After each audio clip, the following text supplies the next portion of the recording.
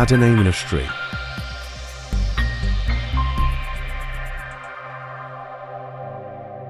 സ്തോത്രം. നമുക്ക് കണ്ണടയ്ക്കാൻ പ്രാർത്ഥിക്കാം. പരിശുദ്ധനെ സ്വർഗീയ രാജാവേ, വീണ്ടും ഒരിക്കൽ കൂടെ പ്രാർത്ഥിപ്പാൻ തക്കവണ്ണം പരിശുദ്ധന്മാവ് ചെയ്ത വിലപ്പെട്ട ഭാഗ്യത്തെ ഓർത്ത് നന്ദിയോടെ സ്തുതിക്കുന്ന കർത്താവെ സ്തോത്രം ചെയ്യുന്നു. ഈ ശബ്ദം കേൾക്കുന്ന സകലരുടെ മേലും ദൈവത്തിന്റെ കൃപ അവിടുന്ന് പകരണമേ. ആരെല്ലാം എന്തെല്ലാം വിഷയത്തോടെ ഇത് കേട്ടുകൊണ്ടിരിക്കുന്നു കർത്താവെ, വചനം കേൾക്കുമ്പോൾ വചനം വഹിച്ച് സൗഖ്യമാക്കുന്ന ദൈവം എല്ലാ ശരീരങ്ങളെ തോന്നപ്പ രക്ഷിക്കപ്പെടേണ്ടവർ രക്ഷിക്കപ്പെടട്ടെ, മാനസാന്തരപ്പെടട്ടെ, രോഗികൾ സൗഖ്യമാകട്ടെ. ഏതെല്ലാം വിഷയത്തോടെന്നാലും കർത്താവ് തൊട്ട് പിടിവെക്കും. പ്രാർത്ഥനയുടെ സ്തോത്രം. യേശു വചനം സംസാരിക്കും. യേശുവിന്റെ നാമത്തിൽ തന്നെ ആമേൻ. ദൈവത്തിന്റെ അത്ഭുത നാമം വാഴ്ത്തപ്പെടുമാറാകട്ടെ. വീണ്ടും ഒരിക്കൽ കൂടെ ദൈവത്തിന്റെ വചനത്തിൽ നിന്ന് സംസാരിക്കാൻ ദൈവം ചെയ്ത ഭാഗ്യത്തിനായി ഞാൻ ദൈവത്തെ സ്തുതിക്കുന്നു. ലൂക്കോസിന്റെ സുവിശേഷം അതിന്റെ 16-ാം അധ്യായം അതിന്റെ 19-ാം വചനം മുതൽ വായിക്കുമ്പോൾ അതിൽ യേശു ക്രിസ്തു 2 വ്യക്തികളെ കുറിച്ച് പറയുന്നുണ്ട്. ഒന്ന് ധനവാൻ, ഒന്ന് ലാസർ. 2 പേരുടെയും മരണവും മരണശേഷം അവർ പോയ ഇടങ്ങളെ കുറിച്ച് വ്യക്തമായി എഴുതിയിരിക്കുന്ന ഭാഗമാണ് ഈ ഭാഗം. ഒരുപാട് ഭാഗത്തിൽ വേദപുസ്തകത്തിനകത്ത് എഴുതിയിട്ടുണ്ടെങ്കിലും ഇവിടെ 2 പേരെയും, ധനവാന്റെയും ദരിദ്രന്റെയും കാര്യം, ക്രിസ്തു ഉള്ള വ്യക്തിയുടെയും ക്രിസ്തു ഇല്ലാത്ത വ്യക്തിയുടെയും മരണത്തെക്കുറിച്ച് ഇതിനകത്ത് വ്യക്തമായിട്ട് എഴുതിയിരിക്കുന്നു. അനേകം പറയും ഇവിടെ ജീവിച്ച് മരിച്ചു കഴിഞ്ഞാൽ അതോടെ തീർന്നു, പക്ഷികളായും മൃഗങ്ങളായും മറ്റു പലതുമായി മാറും എന്നൊക്കെ പറയും. എന്നാൽ തിരുവചനം പറയുന്നു ഒരിക്കൽ മരിക്കുകയും പിന്നെ ന്യായവിധിയും മനുഷ്യനെ നിയമിച്ചിരിക്കുന്നു. ഈ ഭൂമിയിലെ ജീവിതം ഏറിയ 70 അല്ലെങ്കിൽ 80 സംവത്സരമെന്ന് സങ്കീർത്തന പുസ്തകം 90-ാം അധ്യായം 10-ാം വചനം വായിക്കുമ്പോൾ വേദപുസ്തകം പറയുന്നു. എന്നാൽ ഇന്ന് വയസ്സ് പ്രായ ഭേദമില്ല, ദൈവം വിളിച്ചാൽ പോയേ തീരൂ. ഇവിടെ കണ്ണടച്ചാൽ നാം എവിടെ കണ്ണു തുറക്കും? എന്റെ ശബ്ദം കേൾക്കുന്ന എന്റെ സ്നേഹിത, സഹോദര, സഹോദരി, താങ്കൾ അത് ചിന്തിച്ചിട്ടുണ്ടോ?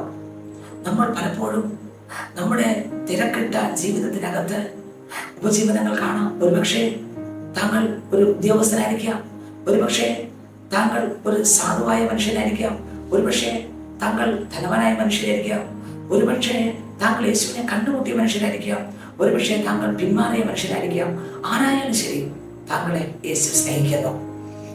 ഈ രാത്രി അല്ലെങ്കിൽ ഈ പകൽ എപ്പോഴാണോ നിങ്ങൾ ഈ വചനം കേൾക്കുന്നത്, ഒന്ന് ചിന്തിച്ചു നോക്കാം. ഇന്ന് കണ്ണടച്ചാൽ നമ്മൾ എവിടെ കണ്ണു തുറക്കും? ഇവിടെ 70 80 വയസ്സ് പ്രായഭേദമില്ല. എന്നാൽ ഈ മരണശേഷം ഇവിടെ കണ്ണടയ്ക്കുന്ന അതേ സ്പോട്ട് ടൈമിൽ മറ്റൊരു സ്ഥലത്ത് കണ്ണു തുറക്കും. പാപികൾക്ക് പാതാളം എന്ന യാതനാ സ്ഥലത്തും കർത്താവിനെ രക്ഷകനായി സ്വീകരിച്ച ക്രിസ്തുവിന്റെ പൈതലിനെ പറുദീസ എന്ന സ്ഥലത്തും കണ്ണുകൾ തുറക്കും. എന്റെ ശബ്ദം കേൾക്കുന്ന സ്നേഹിതരെ, ഇപ്പോൾ കർത്താവ് വിളിച്ചാൽ നമ്മളുടെ കണ്ണ് എവിടെ തുറക്കും? നിത്യദണ്ഡന അനുഭവിക്കുന്ന, പുഴുക്കളും കൃമിയും കിടക്കുന്ന, അലറി നിലവിളിക്കുന്ന, ഒരു തുള്ളി വെള്ളം കിട്ടാത്ത, മെത്ത പുഴുവായും പുതപ്പ് കൃമിയായി നിൽക്കുന്ന ആ ദണ്ഡനത്തിനകത്തേക്കാണോ? അതോ കണ്ണുനില്ലാത്ത, ദുഃഖമില്ലാത്ത, നിരാശയില്ലാത്ത കർത്താവിന്റെ അടുക്കലേക്കാണോ? ഏത് താങ്കൾ തിരഞ്ഞെടുക്കും? നമ്മൾ ഈ ഭൂമിയിൽ ജീവിച്ചിരിക്കുമ്പോൾ ഇത് കരസ്ഥമാക്കണം. 2 വഴികളുണ്ട്. ഒന്ന്, കർത്താവിന്റെ രാജ്യത്തിലേക്ക് പോകേണ്ട വഴി, യേശു എന്ന വഴി.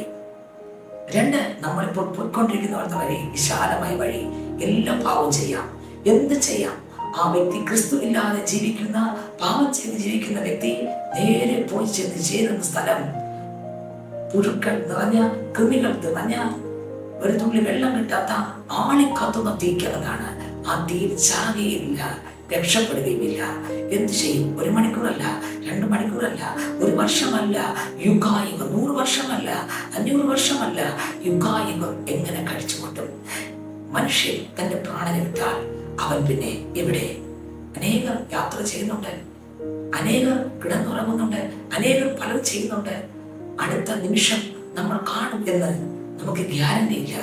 പക്ഷേ ഈ ഭൂമിയിൽ നിന്ന് ജനനം സത്യമെങ്കിൽ ഭൂമിയിൽ മരണം നമ്മൾ കണ്ടുകൊണ്ടിരിക്കുന്നത് സത്യമെങ്കിൽ, പകൽ സത്യമെങ്കിൽ, രാത്രി സത്യമെങ്കിൽ, ഒരു നിത്യ നരകവും ഒരു സ്വർഗവും സത്യമാണ്. താങ്കൾ ഇതിൽ ഏത് തിരഞ്ഞെടുക്കും? ധനവാനും ലാസറും ജീവിച്ചു. ലാസർ എന്ന മനുഷ്യൻ പിണം നിറഞ്ഞവനായി, ശരീരമാസകലം പുഴുക്കൾ നിറഞ്ഞ്, കൃമികൾ നിറഞ്ഞ്, ആഹാരമില്ല, ഭവനമില്ല, സ്വസ്ഥതയില്ല, ശരീരമാസകലം പട്ടികൾ നക്കുകയാണ്. പക്ഷേ ആ സമയത്തും ആ മനുഷ്യന്റെ അകത്ത് യേശു ഉണ്ടായിരുന്നു. യേശുവിന്റെ സ്നേഹം ഉണ്ടായിരുന്നു. അയാളെ തകർക്കാൻ ഈ രോഗത്തിനോ ഈ പുഴുക്കൾക്കോ ഈ കൃമികൾക്കോ സാധിച്ചില്ല. കാരണം ആഴമായ ബന്ധം ലാസറിനുണ്ടായിരുന്നു. ഇതൊന്നും തകർക്കാൻ കഴിഞ്ഞില്ല. തൻ്റെ കയ്യിൽ സമ്പത്തില്ല, തനിക്ക് കൊട്ടാരമില്ല, തനിക്ക് വേറെ ഒന്നുമില്ല. ഞാൻ പറയാം, എല്ലാത്തിനേക്കാളും സമ്പത്തായ യേശു ഉണ്ടായിരുന്നു. പാട്ടുകാരൻ പാടി, എന്റെ സമ്പത്തെന്നു ചൊല്ലുവാൻ വേറെയില്ലൊന്നും, യേശു മാത്രം സമ്പത്താകുന്നു. ആ ക്രിസ്തു എന്ന സമ്പത്ത് ആ ലാസറിന്റെ അകത്തുള്ളത് കൊണ്ട് അയാൾ മരിക്കുന്ന സമയമാകുമ്പോൾ സ്വർഗത്തിലെ ദൈവം തന്റെ ദൂതന്മാരോട് പോയി എന്റെ പൈതലിനെ വിളിച്ചിട്ട് വാ പറയുന്ന മാത്രയിൽ ദൂതന്മാർ ലാസറിന്റെ അടുക്കൽ ഇറങ്ങി വരികയും തന്നെ നേരെ സ്വീകരിച്ച് അബ്രഹാമിന്റെ മടിയിൽ പോവുകയും ചെയ്തു. ആ ശരീരത്തിൽ ഇപ്പോൾ അബ്രഹാമിന്റെ മടിയിൽ പോയപ്പോൾ രോഗമില്ല, മറ്റൊരു ശരീരം പ്രാപിച്ച് ഇതാ അബ്രഹാമിന്റെ മടിയിൽ സന്തോഷത്തോടെ ആനന്ദത്തോടെ ഇരിക്കുമ്പോൾ ധനവാനും മരിച്ചു. അയാൾ കരുതിയില്ല ഇപ്പൊ പോകുമെന്ന്. പക്ഷേ പ്രതീക്ഷിക്കാത്ത സമയത്ത് താൻ കണ്ണുകൾ അടയ്ക്കേണ്ടി വന്നു. സ്വന്തം താൻ നേടിയ നേട്ടങ്ങളൊന്നും കൊണ്ടുപോകാൻ പറ്റില്ല, തൻ്റെ സമ്പത്ത് കൊണ്ടുപോകാൻ പറ്റില്ല. തനിക്ക് പേരുണ്ടായിരുന്നു, തനിക്ക് പ്രശസ്തി ഉണ്ടായിരുന്നു, തനിക്ക് പണം ഉണ്ടായിരുന്നു, തൻ്റെ ജീവിതത്തിനകത്ത് എല്ലാ മേന്മകളും ഉണ്ടായിരുന്നു. അബ്രഹാം പിതാവിനെ പരിചയമുണ്ടെന്ന് വേദപുസ്തകത്തിൽ ലൂക്കോസ് 14 പറയുന്നുണ്ട്. പക്ഷേ യേശുവിനെ അയാൾ രക്ഷകനായി സ്വീകരിച്ചില്ല, മനസ്സാന്തരപ്പെട്ടില്ല. മാത്രമല്ല തന്റെ ഭവനത്തിനകത്ത് 5 സഹോദരങ്ങളും ഉണ്ടായിരുന്നു. അബ്രഹാം പിതാവിനോട് സംസാരിക്കുന്നുണ്ട്, അയ്യോ അബ്രഹാം പിതാവ്, എന്റെ സഹോദരങ്ങൾ യാതന സ്ഥലത്ത് വരല്ലേ. എന്നെ കേൾക്കുന്ന സഹോദര സഹോദരി, താങ്കൾക്ക് ഇതുപോലൊരു അനുഭവം ഉണ്ടായിരിക്കുക. ഈ യാതന സ്ഥലത്ത് പോയാൽ പിന്നെ തിരികെ വരാൻ കഴിയത്തില്ല. ഇതിൽ നിന്ന് രക്ഷപ്പെടണമെങ്കിൽ ഒറ്റ വഴിയേ ഉള്ളൂ, യേശുവിനെ കണ്ടുമുട്ടുക, യേശുവിനെ കണ്ടുമുട്ടുക. ഈ മനുഷ്യൻ നേരെ പോയി വീണത് ആ പുഴുക്കൾ നിറഞ്ഞ കൃമികൾ നിറഞ്ഞ സ്ഥലത്തത്രേ. കണ്ണ് തുറന്നു നോക്കിയപ്പോൾ അയ്യോ നിലവിളി ഉയരുകയാണ്, വെള്ളമില്ല, തീയാളി കത്തുന്നുണ്ട്, അയ്യോ മരണമില്ല, ജീവി രക്ഷപ്പെടാൻ പറ്റത്തില്ല, ഒരു സെക്കൻഡ് പോലും ഒഴിവില്ലാതെ. ഇവിടെ നമുക്കൊരു ചെറിയ ചൂട് വരുമ്പോൾ ഫാനോ യാസിയോ ഇടുന്നു, എന്നാൽ അവിടെ ഫാനോ യാസിയോ ഒന്നുമില്ല. ആ തീക്കകത്ത് സ്വസ്ഥതയില്ലാതെ യുഗം കഴിച്ചു കൂട്ടണം. സ്വന്തം ധനവാന്റെ സമ്പത്ത് അയാളെ രക്ഷിച്ചില്ല, പേര് രക്ഷിച്ചില്ല. അയാൾ ഒരുപാട് നല്ല പ്രവൃത്തികൾ ചെയ്തായിരിക്കാം. പക്ഷേ കർത്താവായ യേശുക്രിസ്തു യെശയ്യാ 64 പറയുന്നു, നിന്റെ നീതി പ്രവൃത്തികളൊക്കെയും കറപ്പുരുടെ തുണി പോലെ. ഒരുപാട് പേർക്ക് നല്ല സഹായങ്ങൾ ചെയ്തു കാണാം, എന്നാൽ ഈ മനുഷ്യന്റെ നല്ല സഹായങ്ങളൊന്നും ഇയാൾ സ്വർഗത്തിൽ എത്തിച്ചില്ല. സ്വർഗത്തിൽ പോയ നല്ല കാര്യങ്ങൾ മാത്രം ചെയ്താൽ പോരാ, യേശുവിനെ രക്ഷകനായി സ്വീകരിക്കാൻ താനും സ്വർഗത്തിൽ പോകത്തില്ല. എന്റെ ശബ്ദം കേൾക്കുന്ന സഹോദര സഹോദരി, താങ്കൾ ഇന്ന് ഈ നിമിഷം ദൈവം വിളിച്ചാൽ എവിടെ പോകും? നിത്യത കരസ്ഥമാക്കിയിട്ടുണ്ടോ? ഒരുപാട് പ്രതിസന്ധിയിലൂടെ പോകുന്ന ആളായിരിക്കാം, പ്രശ്നത്തിലൂടെ പോകുന്ന ആളായിരിക്കാം. 2 സ്ഥലമുണ്ട്, ഒന്ന് നിത്യത, ഒന്ന് നിത്യ നരകം. ഏത് താങ്കൾ തിരഞ്ഞെടുക്കും? നിത്യതയിൽ പോകണമോ? യേശുവിലൂടെ മാത്രമേ പോകാൻ പറ്റൂ. അപ്പോസ്തലപ്രവൃത്തി 4:12 മറ്റൊരുവൻ രക്ഷയില്ല, ഞാൻ രക്ഷിക്കപ്പെടുവാൻ ആകാശത്തിന് കീഴിൽ മനുഷ്യരുടെ ഇടയിൽ നൽകപ്പെട്ട ഒരേ ഒരു നാമം യേശുവിന്റെ നാമം.